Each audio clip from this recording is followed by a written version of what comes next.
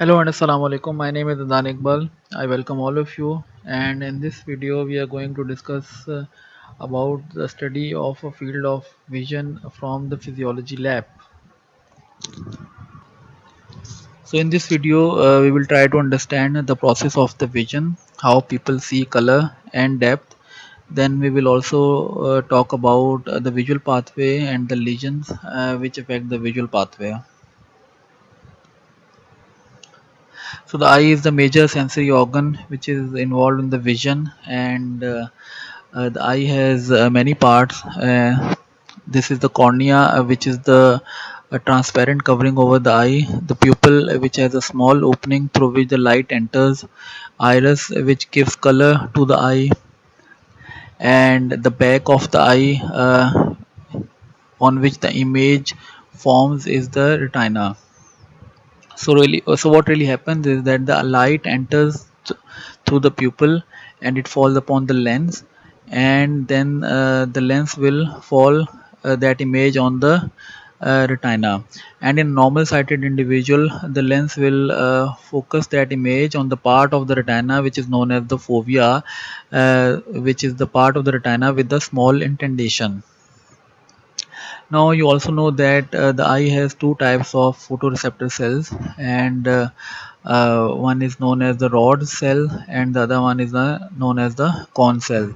So, in the part of the retina fovea, the cone cells are being more, and the rods are the cells which are being present all over the retina except the fovea, or their concentration is very low in the fovea. And the cones are the cells which work best in the bright condition, and the rods are the cells which work best in the dim condition. Now, the retina is made up of layer of cells, and rod and cones are the one layer of cells, and the retina has also a ganglion cell layer. So the rod and cones are being connected to the ganglion cells, and you also know that the ganglion cells also have the axons, and then these axons converge and they make the optic nerve. So the optic nerve is exit, so they make the optic nerve, and the optic nerve exit through the eye and it enters into the brain. So the optic nerve carries information from the eye to the brain. So these are the optic nerves which are exiting from the eye.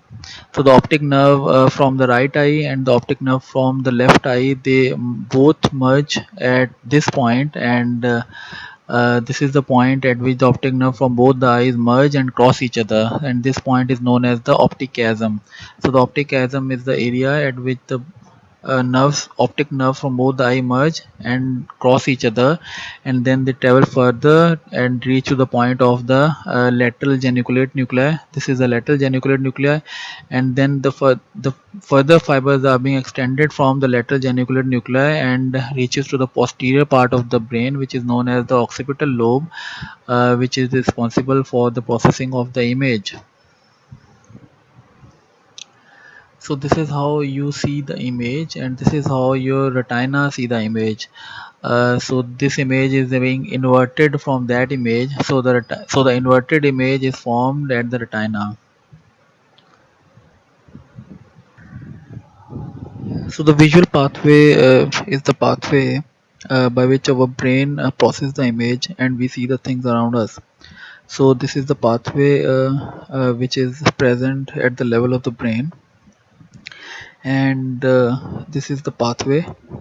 And the reason why we study this pathway is because to identify the visual image problems, if there is any problem at the level of this pathway.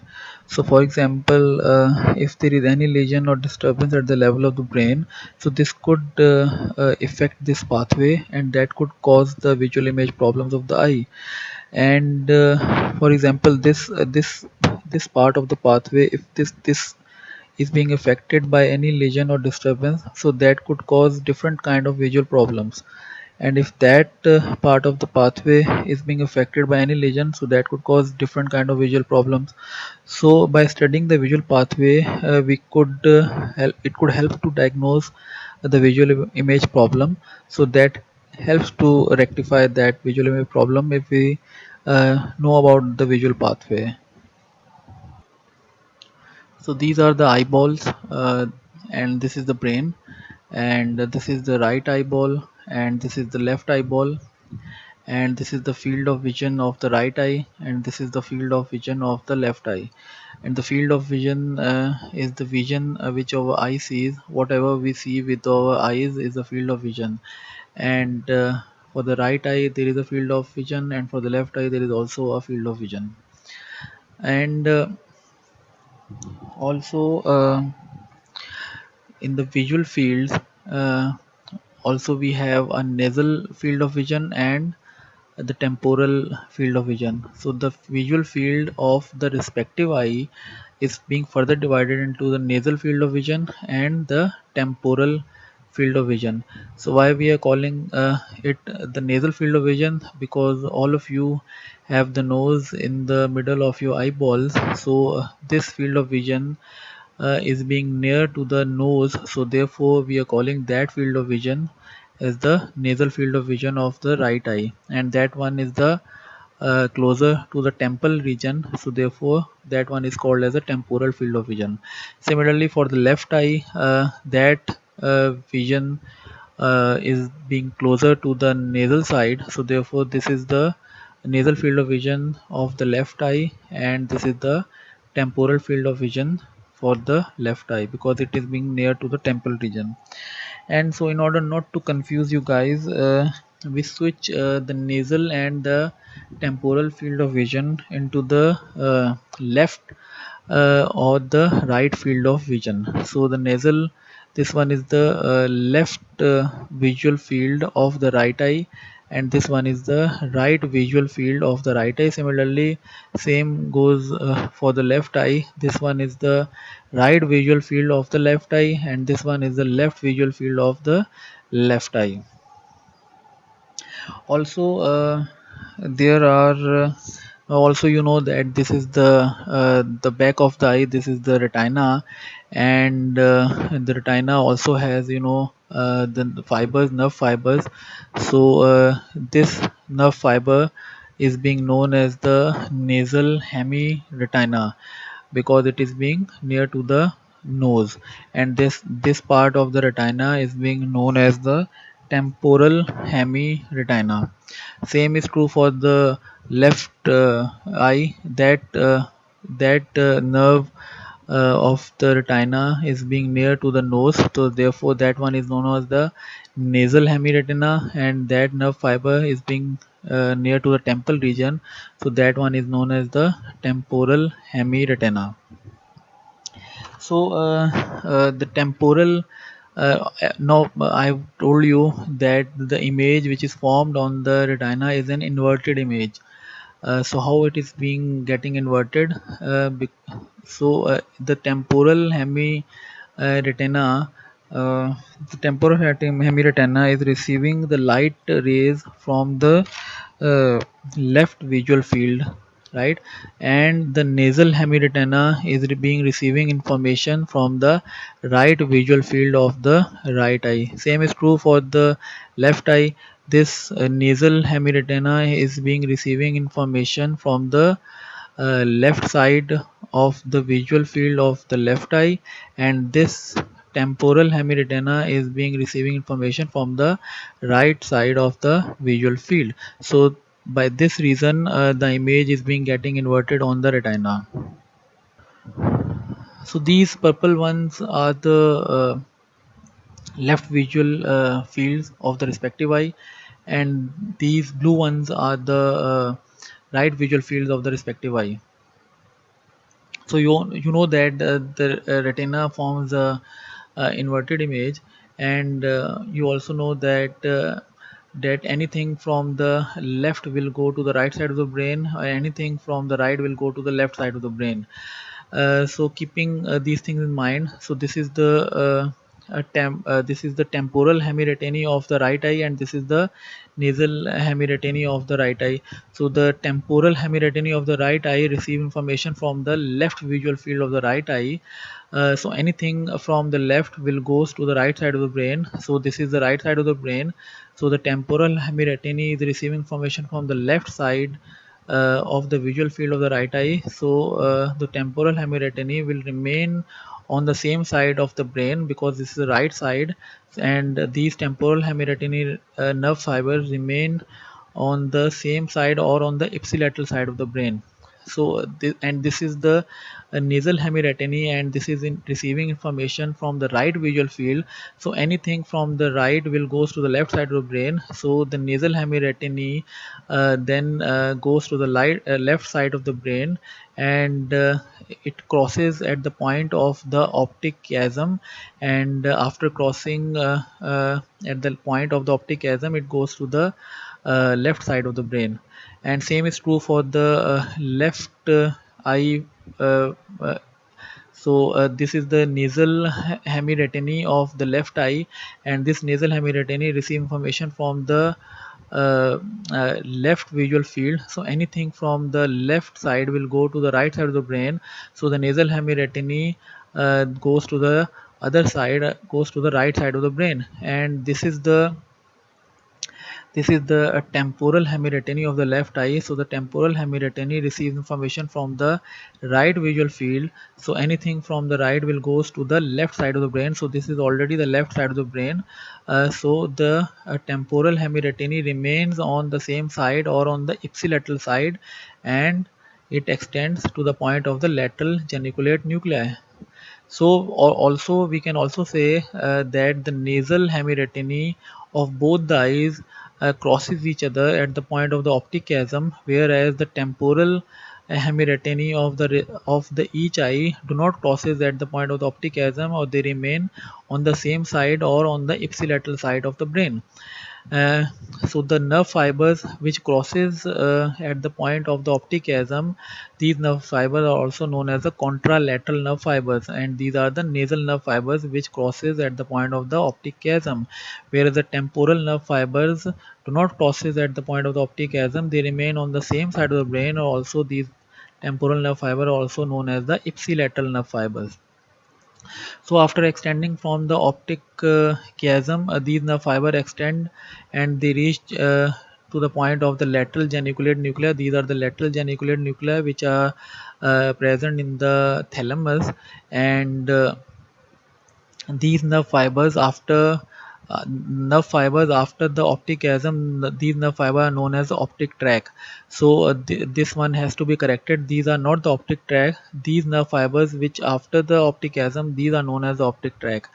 And the nerve fibers which extend from the lateral geniculate nuclei, these nerve fibers are known as the optic radiations. So these are not known as the optic tract, these are known as the optic radiations. So the optic radiations are the nerve fibers which extend from the lateral geniculate nuclei, and they reach to the point of the visual cortex or the occipital lobe of the brain, which process the image.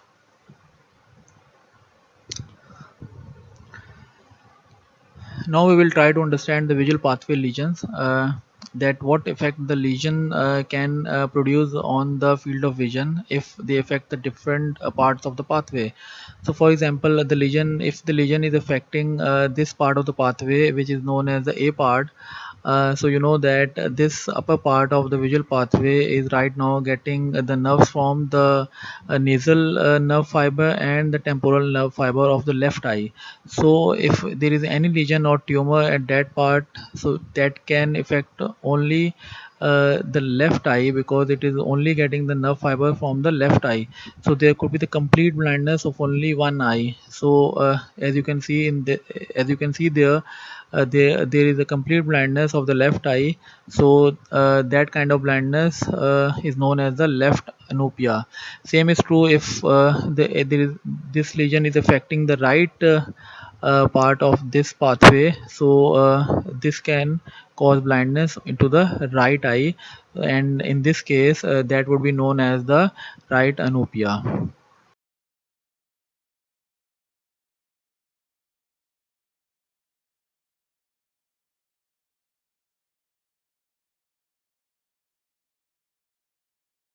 So if any lesion or the tumor is affecting the optic chiasm, and you know that the optic near the optic chiasm, the pituitary gland is there. So if there is a tumor in the pituitary gland, this tumor can affect the nerves near the optic chiasm. And you know that at the level of the optic chiasm, the nasal nerve fibers are being crossing, and so any tumor or the lesion at the level of the optic chiasm will affect the nasal nerve fibers of the each eye. And you know that the nasal nerve fibers, for example, for the right eye, the nasal nerve fiber of the right eye is receiving information from the right side of the visual field. So the right side of the visual field will be affected. Same is true that you know that the nasal nerve fiber is getting information from the left visual field, so the left visual field will be affected. So as you can see that in this B category, if any lesion or tumor is affecting the optic chiasm, the left visual field and the right visual field is being getting affected if the any tumor or the lesion affect the optic chiasm. So that kind of blindness is known as the bitemporal hemianopia. Why we are calling it bitemporal hemianopia? Because if you see that the part of the blindness is at the temporal side, so therefore we are calling it as a bitemporal hemianopia.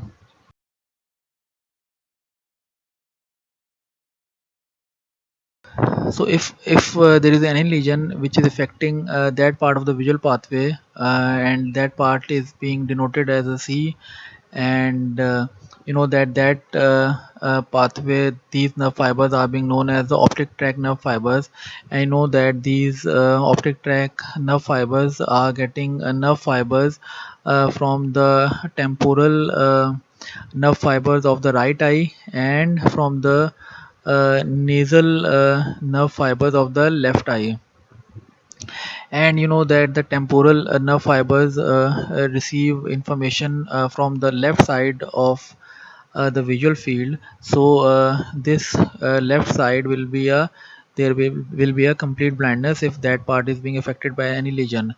Also the nasal nerve fiber is also approaching there, so the nasal nerve fiber will also be damaged. And you know that the nasal nerve fiber is getting information from the left side of the visual field, so there will be the left side blindness of the left eye also.